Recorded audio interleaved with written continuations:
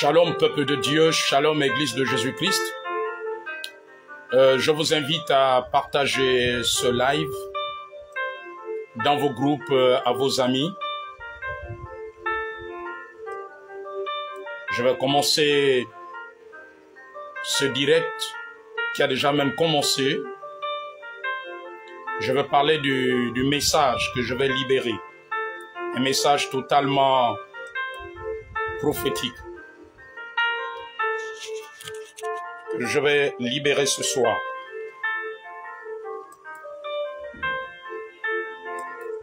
Alors je vous invite à partager à vos amis et à vos groupes sur Facebook. Partagez cela à vos amis dans les différents groupes.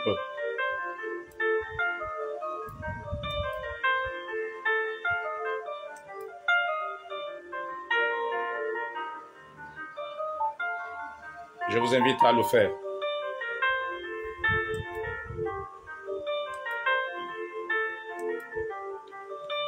Veuillez partager.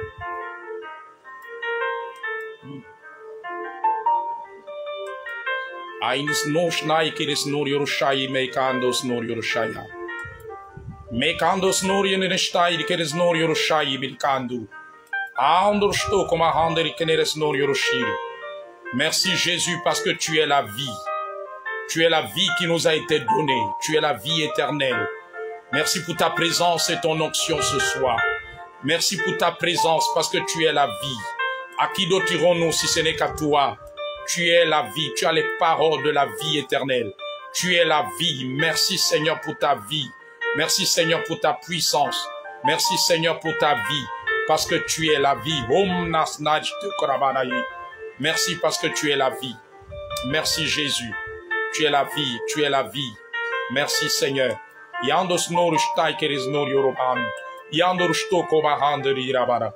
es la vie éternelle. Tu es la vie dont les hommes ont besoin. Tu es la vie, Seigneur. Sois élevé, sois glorifié.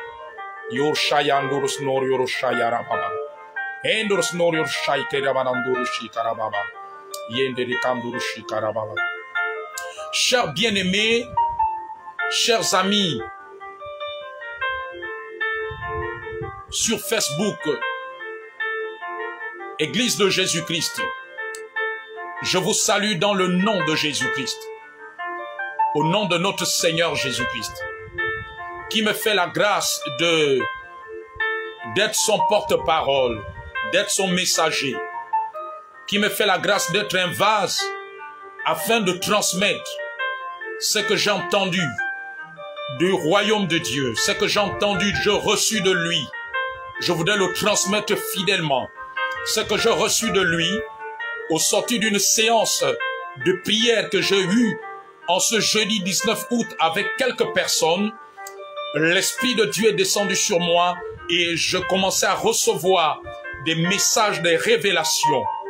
Et la révélation que je vous partageais, c'est la révélation cachée derrière la COVID-19, la manifestation des variants de cette maladie, de ce virus et le programme de vaccination mondial qui prend de l'ampleur dans les différents pays du monde. Alors je vous transmets ce que j'ai entendu venant de celui qui vit éternellement, de celui qui tient les clés de la mort et du séjour de mort, de celui qui a vaincu toutes choses, de celui qui était mort et qui est vivant, qui est ressuscité et qui est assis à la droite de Dieu le Père, de celui qui revient bientôt, de celui qui revient, de celui qui marche au milieu de 7 chandeliers d'or, qui tient les 7 étoiles entre ses mains, celui dont le visage brille comme le soleil dans toute sa force, celui qui est revêtu d'une longue robe blanche, celui qui a une ceinture d'or autour de sa poitrine, celui dont de la bouche duquel sort une épée aiguë, celui dont les pieds sont semblables à des airains qui ont été embrasés par le feu. Celui-là qui habite une lumière inaccessible. Celui qui est assis sur le trône très élevé. Celui qui est le prince des rois de la terre, celui qui tient toutes choses entre tes mains, celui qui tient l'univers visible et invisible, celui qui a créé toutes choses, que ce soit celles qui sont invisibles et celles qui sont visibles, celui qui a créé toutes choses, les trônes, les autorités, les dignités, celui qui est le roi des rois, l'étoile brillante du matin, celui qui est tout puissant, celui qui est la parole de Dieu, celui qui est la vie éternelle, son nom qui est Jésus-Christ. Alors je vais te partager ce que j'ai entendu de lui ce soir. Il y a une révélation, un message prophétique derrière ce programme sanitaire. Il y a un message prophétique que Dieu est en train de dégager, que Dieu est en train de donner. Un message prophétique. Cette COVID-19, ces variants et ces vaccins cachent un message prophétique. Alors le Seigneur m'a dit ceci, que la COVID-19, ces variants et le programme de vaccination,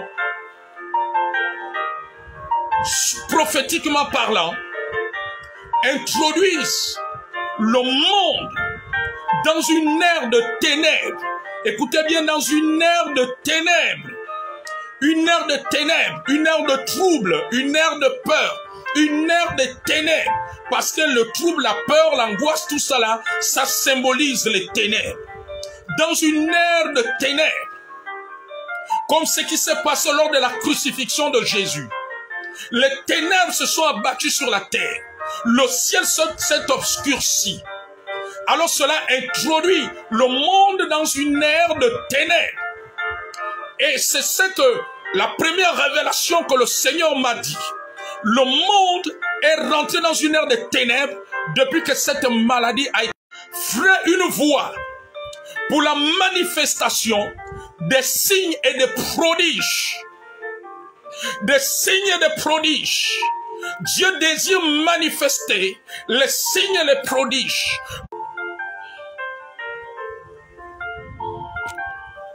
Voilà pourquoi il va élever sa montagne. La montagne, comme il a dit dans Isaïe, qu'il levera sa montagne au-dessus de toute montagne. Dans cette terre de ténèbres, le Seigneur m'a dit, il élève sa montagne. Or, sa montagne, c'est son corps. Sa montagne, c'est le corps de Christ. Il élève sa montagne au-dessus des autres montagnes. Au-dessus des autres montagnes. Parce que la COVID-19 est une montagne, ces variants sont une montagne, les vaccins sont une montagne. Alors, il élève sa montagne au-dessus des autres montagnes. Et en élevant sa montagne, il élève sa montagne par sa puissance. Il dit que non seulement c'est le temps des ténèbres, mais c'est une période où il désire maintenant manifester les signes, les prodiges et les miracles. Les signes et les prodiges, comme il l'a annoncé dans Joël, lors de l'effusion du Saint-Esprit. Il dit c'est aussi le temps où l'Église doit aspirer à la manifestation des signes et des prodiges tels que le monde n'a jamais connu, tels que l'Église n'a jamais connu, parce qu'il élève sa montagne, et en enlevant sa montagne, c'est sa puissance qui se lève, c'est sa puissance qui se lève, il veut manifester les signes et les prodiges. Nous sommes dans une ère, non seulement ces choses-là ont ouvert la porte à l'ère des ténèbres, mais cette ère des ténèbres, Dieu veut faire éclater une lumière de signes et de prodiges tels que l'Église n'a jamais connu, tels que le monde n'a jamais connu. Alors il introduit l'univers dans l'ère des signes et de prodiges. L'ère des signes et de prodiges, l'Église doit aspirer à l'ère des signes et de prodiges.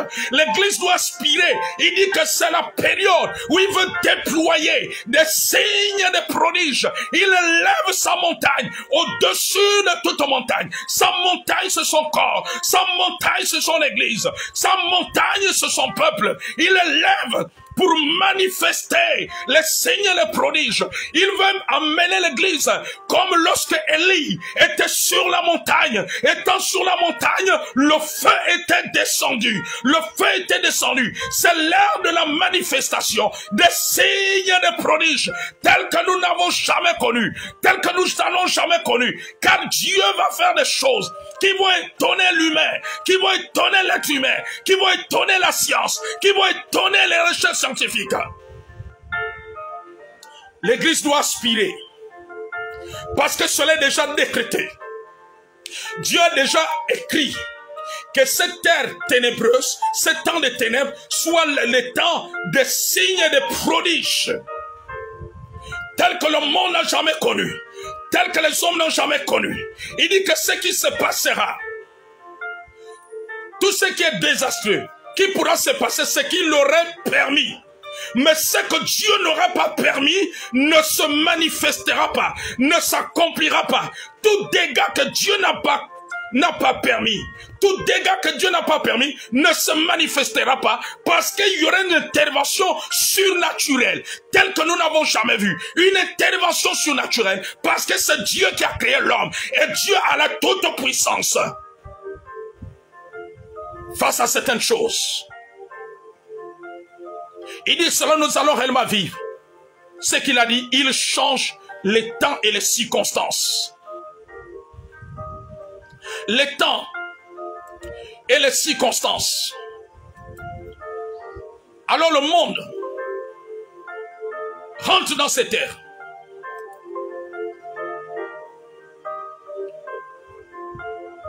C'est l'ère des signes et des prodiges.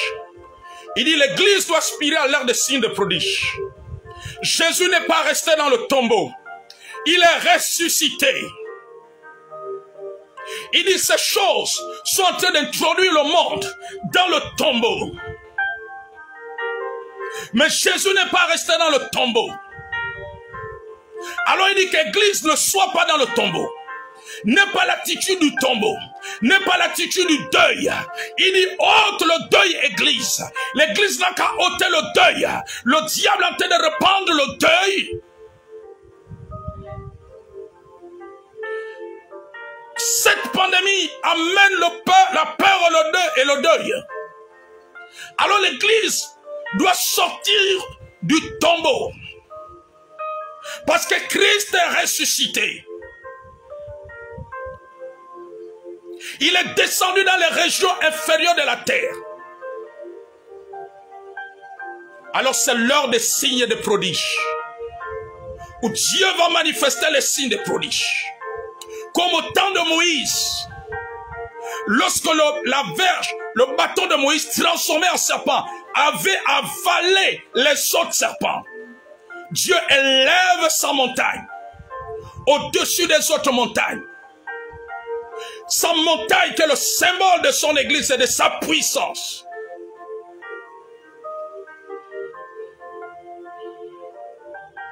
C'est le temps des signes de prodiges. L'église doit aspirer au temps des signes de prodiges. L'église ne doit pas avoir le regard du monde. Parce qu'actuellement le monde a un regard de peur, un regard de trouble. Face à tout ce qu'on voit, face à toutes les conséquences qu'on voit. Mais Dieu veut démontrer sa puissance. Et dit, Dieu veut introduire l'église dans la manifestation des signes de prodiges dans tous les continents, dans tous les pays, les signes et les prodiges. Face à toutes ces choses, cette pandémie avec ses variants et les vaccins cache le déclenchement des signes et des prodiges. Il dit le monde est rentré dans une ère de défi. C'est une ère de défi. Élie était rentré dans une ère de défi. Lorsque les prophètes de Baal ont été décapités, lorsque le feu est descendu, c'est une ère de défi. Dieu veut que l'église relève le défi par des signes et des prodiges pour sa gloire, pour que son royaume soit peuplé. C'est une ère de défi. Il veut manifester les signes, les prodiges, ces temps actuels de crise sanitaire et de toutes ses conséquences et des vaccins, toutes ces choses, déclenche l'heure des prodiges, des signes de prodiges, parce que Jésus est vivant, Jésus est ressuscité, il n'est pas resté dans le tombeau, il est vivant au siècle des siècles. Celui qui tient les clés de la mort et du séjour de mort, celui qui tient les clés de la mort veut manifester les signes et les prodiges. Les prodiges sont une dimension élevée, plus élevée que les miracles. Plus élevé que le miracle. Plus élevé que le miracle. Alors Dieu rentre en scène avec ses chars de feu. J'ai vu des chars de feu angéliques déployés sur la terre. Parce que c'est l'heure des signes et des prodiges, tels que nous n'avons jamais connus et expérimentés. Pendant que les ténèbres sont en train de se répandre, alors Dieu prépare les signes et les prodiges. Il y aura une confrontation de puissance entre le surnaturel de Dieu et les choses de la terre. Une confrontation de puissance. Avant que les temps les plus sombres de la terre, de l'univers n'arrivent, il y a quelque chose que Dieu va faire. Il y a un déploiement que Dieu va faire. Nous sommes dans les temps des signes et des prodiges, tels que nous n'avons jamais expérimenté, tels que nous n'avons jamais connus, que le Seigneur est en train de préparer. Parce qu'il élève sa montagne au-dessus des autres montagnes.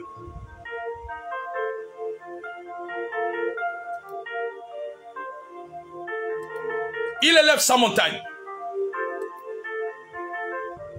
au-dessus des autres. Au-dessus des autres. Alors il dit, l'Église lève les yeux.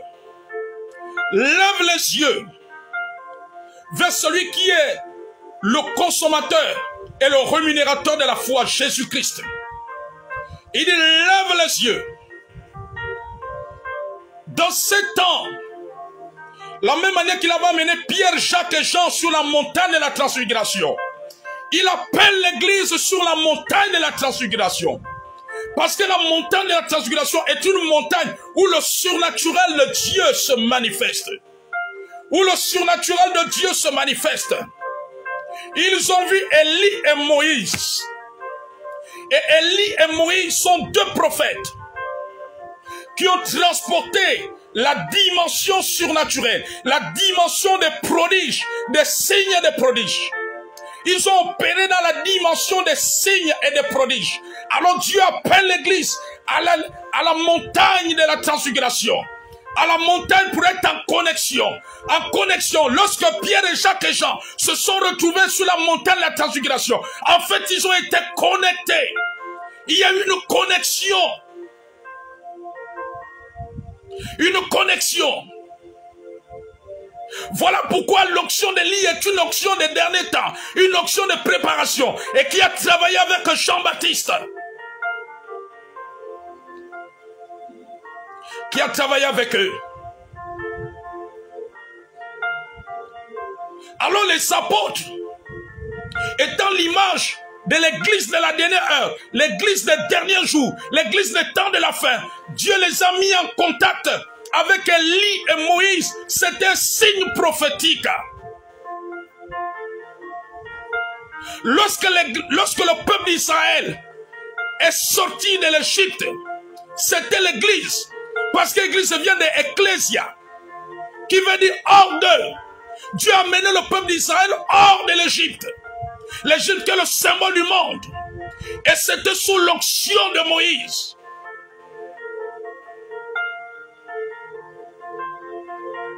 Voilà pourquoi ils ont célébré la Pâque, qui est l'image de la délivrance. Et dans les temps de la fin, alors le Seigneur, préparant l'effusion du Saint-Esprit la Pentecôte, a mis en connexion Pierre, Jacques et Jean avec Élie et Moïse. Et la dimension d'Élie et de Moïse va se manifester dans ces temps. Dieu veut introduire, appeler l'église à cette dimension d'Élie et Moïse, qui étaient des prophètes, des signes et des prodiges. Élie a fermé le ciel pendant 3 ans et demi. Il était dans la dimension des signes et des prodiges. Moïse a manifesté des prodiges en Égypte.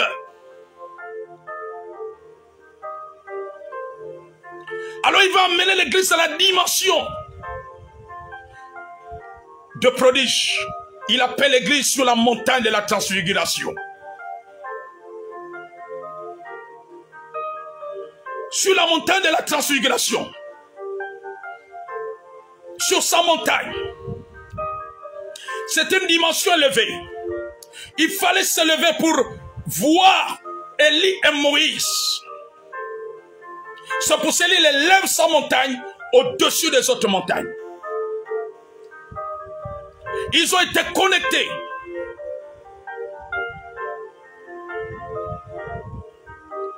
Parce que la première église a été le peuple qui est sorti de l'Égypte. Prophétiquement parlant. Sous l'onction qui revêtait Moïse. Et la dernière église qui a reçu le Saint-Esprit à partir des apôtres a été connectée. A été connectée à Élie et Moïse, Pierre, Jacques et Jean. Pierre, Jacques et Jean. Voilà pourquoi quand ils ont écrit leurs épîtres, c'était dans une dimension prophétique. Jean termine avec l'Apocalypse dans une dimension prophétique.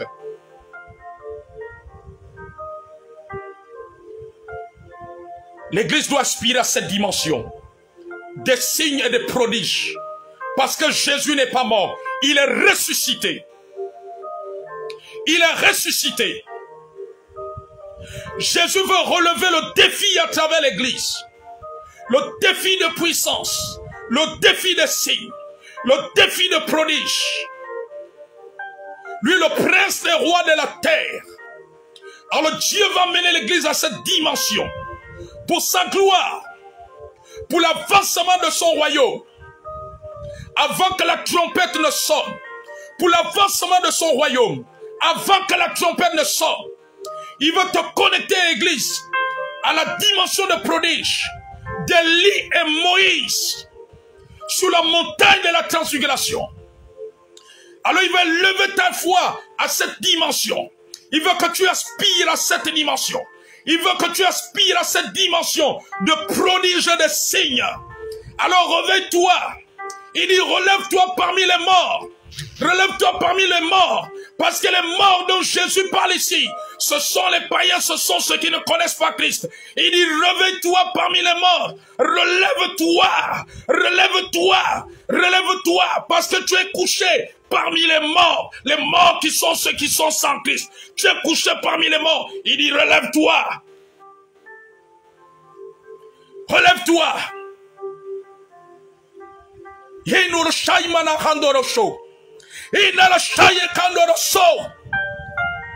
dit lève-toi et sois éclairé. Relève-toi parmi les morts. Tu es au milieu des morts spirituels qui n'ont pas Christ. Relève-toi et vois la dimension de puissance. Il dit de la même manière qu'il avait dit à Abraham, lève les yeux. Il demande à l'église de lever les yeux, de voir les signes et les prodiges, de voir ce que le royaume prépare. Le royaume de Dieu prépare. Il va y avoir une invasion du royaume de Dieu sur la terre. Dieu va faire une invasion. Il y a une invasion de ses prodiges, une invasion de sa présence, une invasion qui va avoir lieu, une invasion. Il y a une invasion qui va se produire. Dieu va secouer la terre. Dieu va secouer les continents. Dieu va secouer la terre. Dieu va secouer la terre. Il y a une invasion de lui. Une invasion que nous n'avons jamais connue. Que nous ne pouvons pas expliquer par les mots, par les paroles. Ce que nous allons vivre de la part de Dieu ne saurait être expliqué avec des paroles, avec des mots humains. Ne saurait être expliqué avec les paroles, les mots humains. Nous ne pourrons pas décrire cela parce que que cela va dépasser notre intelligence. Ce sont des choses que l'œil n'a point vues, que les oreilles n'ont point entendues. Dieu va envahir la terre. Dieu va envahir. Dieu va envahir. Dieu va envahir. Dieu va envahir. Les eaux d'en haut vont descendre. Dieu va envahir. Dieu va envahir. Il va envahir la terre. Il y a une invasion divine qui arrive. Une invasion divine qui arrive. Qui est en train de se préparer. Alors armez-vous de courage, de force, dit le Seigneur.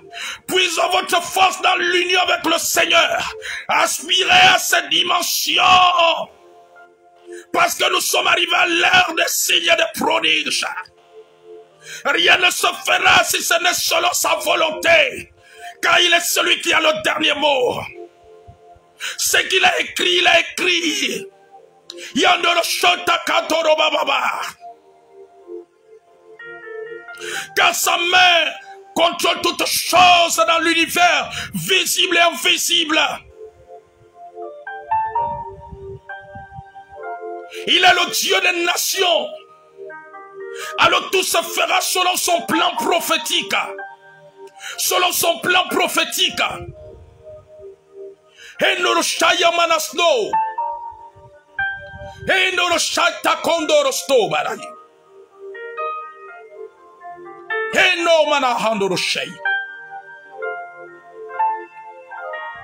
Dieu a déjà décrété quelque chose de fort. Va ébranler des fondements. Va s'ébranler sur la terre. Va arriver sur la terre.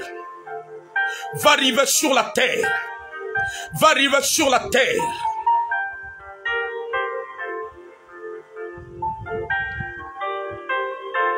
Beaucoup de personnes se disent, me dit le Seigneur, que le Seigneur agit lentement. Mais préparez-vous. Quand il va agir, ça va bouleverser l'entendement des hommes. Quand il va agir, ça va bouleverser. Parce qu'il déploie ses anges. Il déploie son armée. Il déploie. Il est en train de déployer. Dieu est vivant. Il est le ressuscité. Le Seigneur dit, nous sommes arrivés dans une ère. Il va se manifester comme le ressuscité. Il dit, Église, je veux me manifester comme le ressuscité. Il dit, j'étais mort, mais je suis vivant au siècle des siècles. Il va se manifester comme le ressuscité. C'est pour cela, l'église de la dernière heure va être dans la dimension du ressuscité. Va annoncer la résurrection. Va plus prêcher la résurrection. La résurrection. Parce qu'il se manifeste dans la dimension du ressuscité. Dans la dimension du ressuscité. Dans la dimension du ressuscité. Dans la dimension du ressuscité. Il se manifeste dans cette ère, dans cette décennie, dans ce siècle, dans la dimension du ressuscité, du ressuscité, du ressuscité, du ressuscité, comme il s'est révélé à Jean dans l'Apocalypse. Il se manifeste dans la dimension du ressuscité. Les tombes spirituelles vont s'ouvrir. Les tombes de maladie vont relâcher les vies en captivité. Les tombes démoniaques vont relâcher, vont relâcher, vont relâcher, vont relâcher, vont relâcher. Parce que l'église rentre dans la dimension du ressuscité. Il se manifeste dans la dimension du ressuscité. Comme il s'était révélé à Jean. Dans la dimension du ressuscité. La dimension du ressuscité, c'est la dimension de celui qui engloutit la mort. La mort n'aura pas de pouvoir sur ses élus. La mort n'aura pas de pouvoir sur ses rachetés. Parce que celui qui tient les clés de la mort et du séjour de mort. Celui qui tient les clés de la mort, du séjour de mort. Ce qui n'a pas décrété ne pourra s'accomplir sur la terre. Ce qui n'a pas décrété ne pourra se réaliser. Seul ce qui l'aura permis. Nous sommes dans l'ère de la résurrection. De la dimension du ressuscité. de la dimension du ressuscité. Que Dieu vous bénisse. Soyez fortifiés. Partagez cette prophétie à un grand nombre, afin que beaucoup soient sauvés, afin que beaucoup soient édifiés, afin que beaucoup soient délivrés. Voici la révélation cachée qu'il m'a fait connaître. Qu'il m'a fait connaître. La révélation cachée derrière la COVID-19, les variants et les vaccins. Celui qui est ressuscité va rentrer en scène dans une dimension de prodige et de signes. Son nom est Jésus. C'est la dimension du ressuscité. Soyez fortifiés au nom de Jésus-Christ. Merci Seigneur de fortifier ton Église, de la fortifier. Merci Seigneur. Merci Seigneur. Sois loué.